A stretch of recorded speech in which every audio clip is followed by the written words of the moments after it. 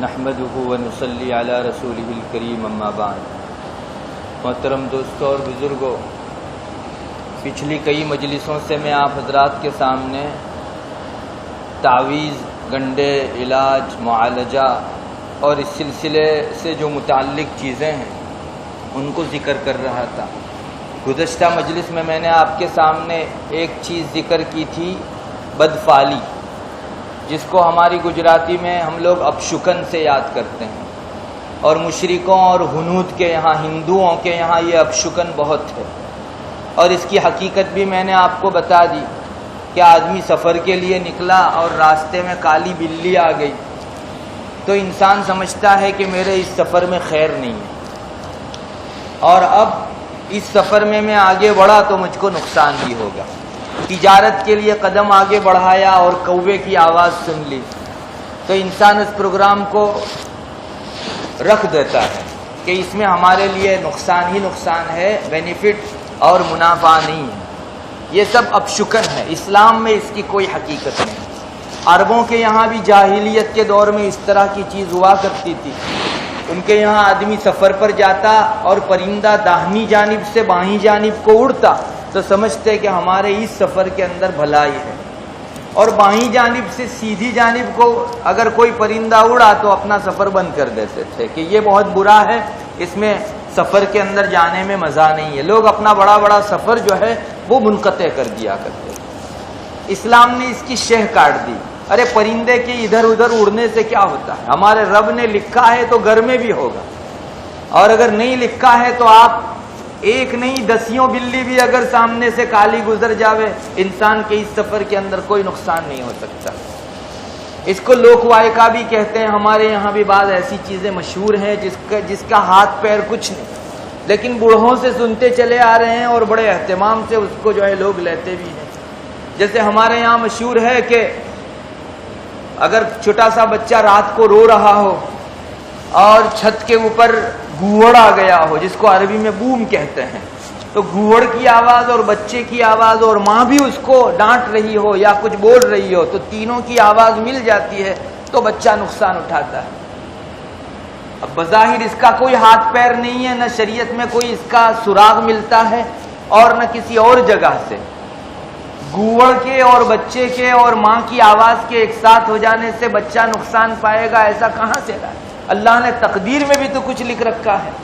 اس لیے در حقیقت یہ اپشکن اسلام میں اسی وجہ سے منع ہے کہ انسان کا توکل اللہ پر سے اٹھ کر ان ظاہری چیزوں پر ہو جاتا ہے، اور ہماری ذات کا بھروسہ اللہ پر نہیں اور ان چیزوں کے اوپر جس کی کوئی حقیقت نہیں، تو پھر ہم تو اللہ کو بھول گئے، اور اللہ کو بھولنے والا آدمی سمجھو شرک میں مبتلا ہے۔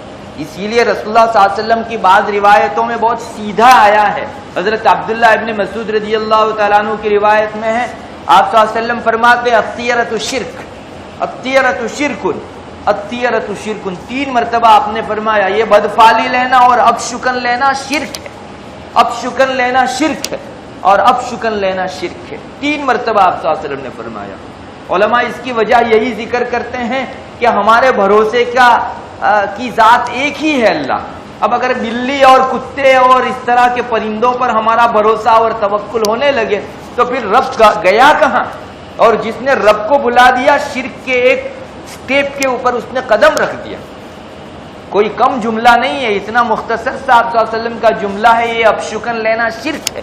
اور یہی وجہ ہے کہ مسلمانوں کے مقابلے میں کفار کی طبیعتیں اس میں زیادہ لگتی ہیں۔ آج بھی آپ دیکھیے ہمارے پڑوس میں جو رہتے ہیں لوگ، ان کے یہاں اپشکن کی بھرمار ہے۔ بعض مرتبہ اخبار کے اندر پوری فہرست آتی ہے کہ اس چیز کو اگر سامنے دیکھو اپنا سفر بند کر دو، اور جس پروگرام میں آگے بڑھنا چاہتے ہو اسے منقطع کر دو۔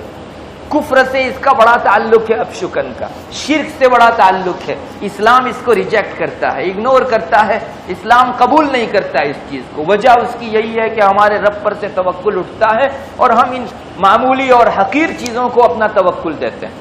حضرت عبداللہ ابن مسعود رضی اللہ تعالیٰ عنہ کی روایت میں آگے یہ بھی ٹکڑا ہے، ہم میں سے ہر آدمی کو اس سے سابقہ پڑتا ہے، مگر مسلمان کو اللہ تعالیٰ یہ چیز توکل کی برکت سے ختم فرما دیتے ہیں۔ ہر ایک کو ہوتا ہے کہ اس طرح کی چیز ہوئی، شاید میرے سفر کے اندر کچھ برائی تو نہ ہو، مگر مسلمان کا توکل چونکہ اللہ پر ہے اس لیے اب شکن کی نحوست ختم ہو جاتی ہے، اور اللہ تبارک و تعالیٰ اپنے اوپر توکل کی برکت سے اس کو مصیبتوں سے محفوظ رکھتا ہے۔ یہ ٹکڑا آخر میں جو روایت کیا گیا، بعضوں نے کہا یہ خود رسول اللہ صلی اللہ علیہ وسلم نے فرمایا کہ ہم میں سے ہر ایک کو اس سے سابقہ پڑتا ہے، مگر مسلمان سے اب شکن ٹل جاتا ہے توکل کی برکت سے۔ بعضوں نے کہا یہ حضرت عبداللہ ابن مسعود رضی اللہ تعالیٰ عنہ نے خود تشریح فرمائی ہے اس کی، کہ ہر ایک کو اس طرح کی چیزیں پیش آتی ہے مگر مسلمان جو ہے وہ اس سے دور رہتا ہے۔ ایک روایت کے اندر آتا ہے کہ اس طرح اب شکن لینا یہ غیر اللہ کی عبادت کرنے کے درجے میں، من الجبت، جبت کہتے ہیں یہ جو بت ہیں، بڑے چھوٹے جو بت رہتے ہیں آج بھی جو ہے وسرجن جس کا ہونا ہے، یہ سب جبت کہلاتے ہیں، اللہ تبارک و تعالیٰ کے دشمن۔ تو کسی انسان نے بت کی پوجا کی ہو، کتنا بڑا گناہ کیا، تو اب شکن لینے والا آدمی سمجھو یہ غیر اللہ کی عبادت کرنے والے کے درجے میں ہے، اسلام نے اس کا کوئی حصہ نہیں ہے۔ اسی لیے ایک روایت میں بہت صاف آیا ہے لیس منا من تطیر او تطیر لہ، اسلام میں سے اس کا کوئی حصہ ہی نہیں ہے جس نے بدشگونی لی یا اس کے لیے بدشگونی لی گئی اور اب شکن لیا گیا۔ ہمارے یہاں تو نہیں ہے لیکن مشرکوں کے یہاں ایسے خاص آدمی رہا کرتے تھے کہ جو آپ کو فال نکال کر بتاتے تھے کہ یہ اچھا ہے آپ کا کام، یہ اچھا نہیں ہے۔ ان کے یہاں بانسے کے تیر بھی مستقل تھے، یہ سب فال ہی کا طریقہ تھا۔ ایک ترکش جس کے اندر تیر رکھے جاتے ہیں، ان کے جو پجاری رہتے تھے لوگ ان کے پاس جاتے اپنے کسی پروگرام کو لے کر کہ مجھے اس طرح سے پروگرام کرنا ہے یا آئندہ یہ کام کرنا ہے، مجھے کرنا چاہیے یا نہیں، تو وہ اندر جو ترکش ہوتا تھا اس میں تیر اس طرح گھماتا تھا اور پھر بھگوان کے نام سے ان کا جو بھی بت رہا ہو اس کے نام سے نکالتا تھا۔ اگر اس میں لا لکھا ہوتا تو کہتا کہ اس کام کو تمہیں نہیں کرنا ہے، اور نام لکھا رہتا تو کہتا کہ یہ کام جو ہے تم کو کرنا ہے۔ اسی کو بانسے کے تیر کہا جاتا ہے، اور اسی کو قرآن کریم نے کہا والازلام رجس من الشیطان، یہ بانسے کے تیر یہ شیطان کی گندگی اور پلیدی ہے۔ تمہارے دل کے اندر اللہ کے توکل کے ساتھ ساتھ شیطان کی پلیدی اور کالا پن بھی رہتا ہے، اس کے زیر اثر انسان اس طرح کا کام کرواتا ہے۔ اس لیے ان چیزوں میں مسلمان ماننے والا ہرگز نہیں ہو سکتا، یہ سب اپشکن ہے، جو مانتا ہے اس کے سر۔ مسلمان کا توکل تو فقط اللہ تبارک و تعالیٰ کے اوپر ہے، وہ کسی اور چیز کے اندر ان چیزوں کو نہیں مانتا۔ بعض روایتوں میں یہ بھی ملتا ہے کہ اگر اپشکن ہوتا تو گھوڑے میں ہوتا، عورت میں ہوتا اور گھر میں ہوتا، لیکن اسلام میں اپشکن نام کی کوئی چیز نہیں ہے۔ علماء فرماتے ہیں کہ اس کا مطلب یہ ہے کہ دوسری چیزوں پر تو آپ کا قابو نہیں، بلی جاتی ہے تو آپ روک سکتے ہیں اس کو، کوا آواز کرتا ہے تو روک سکتے ہیں، لیکن ان تین چیزوں پر آپ کو قابو ہے۔ اگر آپ کو نہیں سیوٹیبل ہوتا گھر تو بدل دو دوسرا، آپ کو جچتا نہیں تو گھر بدل دیجیے۔ اب شکن کا زیادہ سے زیادہ آپ تبدیل کر سکتے ہیں، یہ تین چیزیں ہیں جس کو آپ چینج کر سکتے ہیں، تبدیل کر سکتے ہیں۔ بیوی اگر اس میں آپ کو اب شکن لگتا ہے تو اب شکن کی وجہ سے نہیں، آپ میل نہیں کھا رہے ہیں تو اس کو علیحدہ کر دو، اور گھوڑا اس کو بیچ دو کسی اور کو اور دوسرا گھوڑا خرید لو۔ لیکن سب دوسری چیزوں کے اندر ایسا نہیں کر سکتے۔ باقی ساری چیزیں تو آپ دیکھ رہے ہیں، بلی کا گزرنا، پرندے کا آواز کرنا، داہنی سے بائیں طرف کو گزرنا، بائیں سے دائیں طرف کو گزرنا، یہ سب تکوینیات ہے، اس میں آپ کا بس نہیں چلتا۔ ہرگز اس کا یہ مطلب نہیں کہ یہ تین چیزیں منحوس ہیں۔ علماء نے یہاں صاف فرمایا ہے کہ آپ صلی اللہ علیہ وسلم نے فرمایا کہ اگر نحوست ہوتی، اپشکن ہوتا تو ان تین چیزوں میں ہوتا، لیکن اپشکن ہے ہی نہیں تو ان تین چیزوں میں بھی نہیں ہے۔ مگر تین چیز کا نام اس لیے لیا کہ آپ اس میں کچھ تبدیلی کر سکتے ہیں، باقی کسی چیز میں تبدیلی نہیں کر سکتے۔ تو بہرحال یہ اپشکن اسلام کے اندر کوئی مقام نہیں رکھتا، بہت بری چیز ہے۔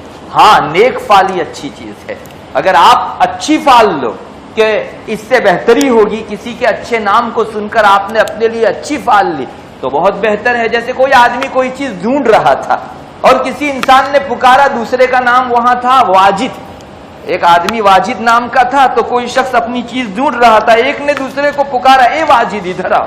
واجد کا ترجمہ عربی میں ہوتا ہے پانے والا۔ تو یہ آدمی اس سے اگر یوں نیک فالی لے کہ میری چیز مل ہی جانے والی ہے، اسی لیے اس نے جو ہے اسی موقع کے اوپر واجد کا لفظ پکارا، یعنی اے پانے والے، کھوئی ہوئی چیز کو پانے والے۔ اس کی اجازت ہے آپ کو. اگر کوئی آدمی ہمارا بیمار ہے اور وہاں کوئی پکار رہا ہے اے سلیم، سلیم یعنی سالم، تو آپ اگر اس سے نیک فالی لیں کہ انشاءاللہ اس آدمی کی زبانی میرے مریض کو اللہ تعالیٰ نے اچھا ہونے کا ایک پیغام دیا ہے، تو اس کی اجازت ہے. اور خود رسول اللہ صلی اللہ علیہ وسلم سے یہ چیزیں ثابت ہیں. عربوں کے یہاں بہت تھا اس طرح، اچھی فال لینا بھی تھا اور بری فال لینا بھی تھا. اچھی فال کی اسلام میں اجازت ہے.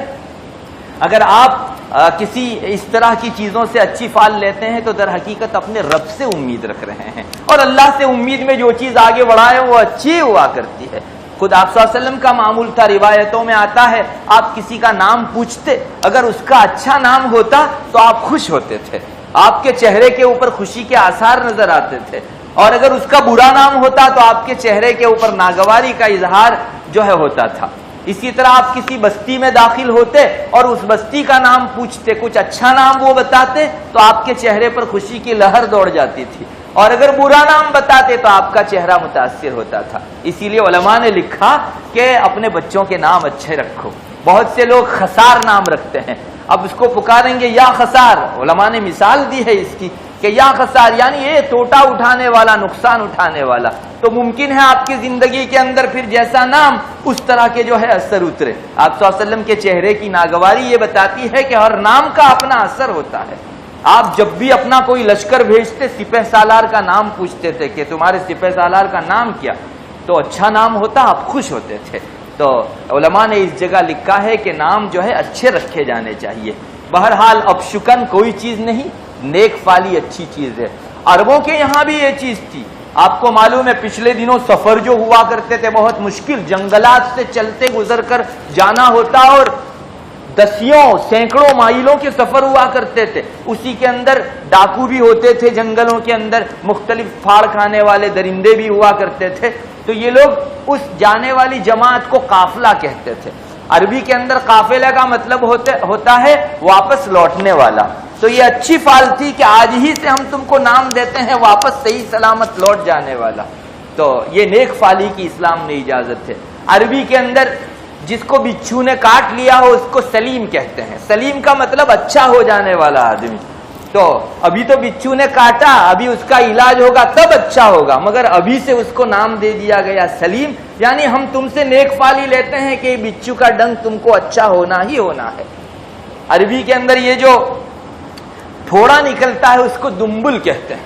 ہمارے گجراتی میں بھی بعض لوگ دمبل دمبل اس طرح سے بولتے ہیں، تو یہ دمبل کہا جاتا ہے. اور عربی میں دمبل بمانا اصلح، درست ہونے والا.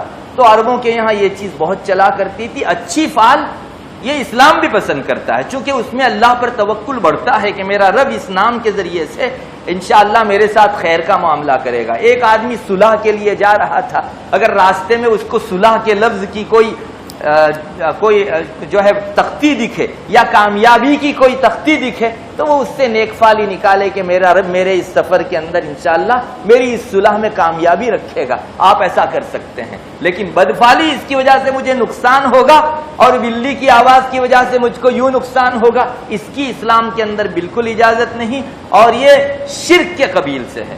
بلکہ بعض روایتوں میں آتا ہے کہ جو لوگ نجومی پنا کرتے ہیں، کہانت کرتے ہیں، بھوشیہ وانی بتانے والے جو لوگ ہیں وہ، اسی طرح یہ بانسے کے تیر نکالنے والے ہیں وہ لوگ، اسی طرح جو لوگ بدفالی کی وجہ سے اپنے گھر واپس لوٹ آتے ہیں، سفر منقطع کر دیتے ہیں، یہ لوگ کبھی بلند درجات نہیں پا سکتے. رسول اللہ صلی اللہ علیہ وسلم کے ایک ارشاد میں یہ بات ہے، 3 قسم کے لوگ بڑے درجے پر کبھی نہیں پہنچ سکتے. ان میں سے ایک تو جیوتیشی پنا کرنے والا آدمی، دوسرا وہ بانسے کا تیر نکالنے والا، فال نکالنے والا آدمی، اور تیسرا اس طرح کا کوئی اپشکن دیکھا اور اس نے اپنا سفر منقطع کر کے اپنے گھر لوٹنا شروع کر دیا. یہ 3 لوگ بڑے درجات پر کبھی نہیں پہنچ سکتے. اولیاء اللہ بڑے درجات پر ہوتے ہیں، اللہ سے قریب ہوتے ہیں، گویا اس کو اللہ کی نزدیکی حاصل نہیں ہوتی. اور اس کے اندر اس طرح سے اپشکن لینے کی وجہ سے شرک کے وائرس آ گئے. اللہ نہ کرے یہ آگے بڑھے، اگر پنپے تو بعض مرتبہ انسان کو مشرک تک بنا سکتے ہیں. اور موت کی گھڑی کے اندر جب بہت نازک گھڑی ہوتی ہے، یہ شرک بڑھ بڑھ کے انسان کو بے ایمان اس دنیا سے رخصت کرا سکتا ہے. اس لیے اس طرح کے اپشکنوں کے اندر انسان کو ماننا نہیں چاہیے. اسلام نے شہ کاٹ دی ہے کہ اچھی فال ہے تو تو لو بری فال ہے کہو نہیں اس کا کوئی اثر نہیں، میرے رب کا جو فیصلہ ہے وہی ہو کر رہے گا۔ انشاءاللہ اس سے توکل بھی بڑھے گا، شرک سے انسان محفوظ بھی ہوگا اور اللہ تبارک و تعالیٰ کی نزدیکی کا راستہ بھی حاصل کر سکے گا۔ اللہ تبارک و تعالیٰ اس قسم کے جو خرافات ہمارے معاشرے کے اندر پھیل گئے ہیں ان سے ہماری نجات، ہم کو نجات عطا فرماوے اور اسلام کی جو تعلیمات ہیں ان کے اوپر قدم بقدم چلنے کی توفیق مرحمت فرماوے۔ وآخر دعوانا الحمدللہ۔